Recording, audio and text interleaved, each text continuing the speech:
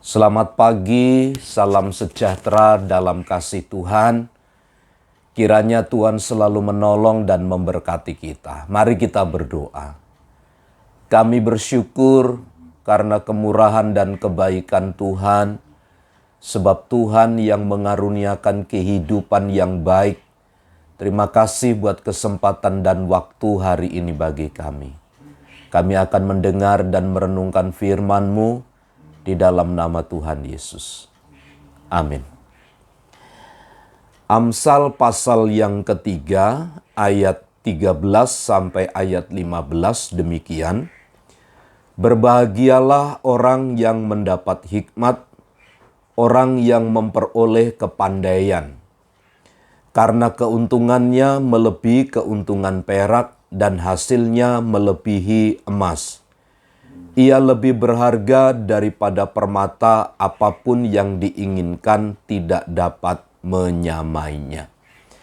Satu kebenaran yang kembali disampaikan oleh Amsal, Salomo kepada gereja, kepada umat-umatnya, bahwa ada satu perbedaan yang mendasar antara orang yang berpengalaman dan orang yang tidak berpengalaman, atau orang yang takut akan Tuhan dengan orang yang hidupnya serampangan, asal-asalan di dalam Tuhan. Tentu pembedaan itu begitu kentara terlihat dalam ayat-ayat yang kita baca tadi. Sebab begini, berbahagialah orang yang mendapat hikmat, orang yang memperoleh kepandaian.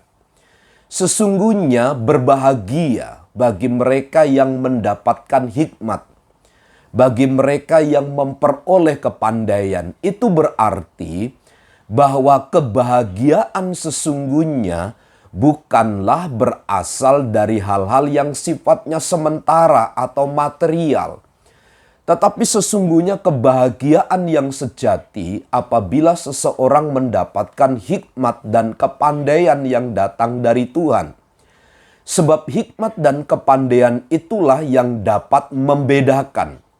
Orang dapat memilih, orang dapat memilah mana jalan yang benar dan yang bukan.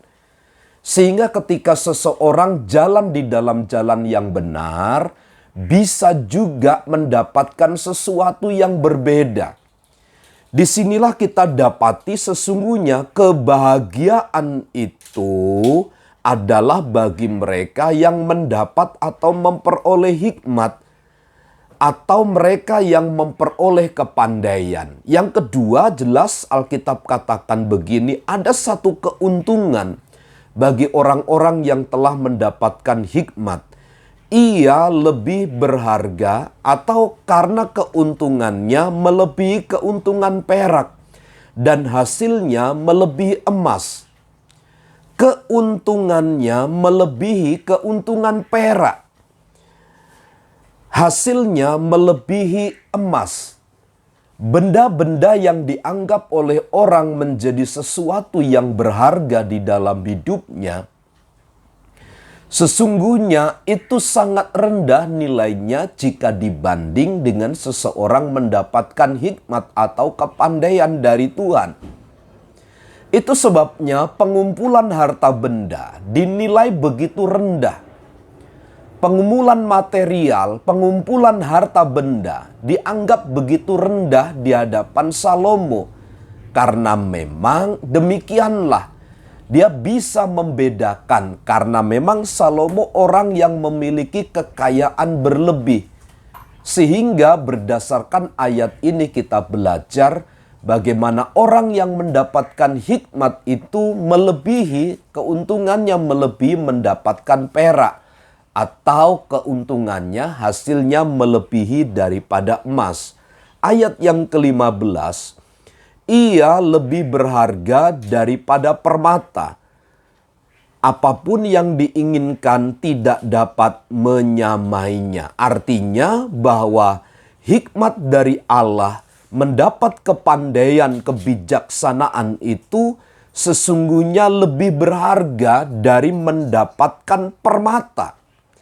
Dan apapun yang diinginkan tidak dapat menyamainya. Artinya tidak ada bandingannya antara mendapatkan hikmat dan mendapatkan materi kekayaan secara duniawi.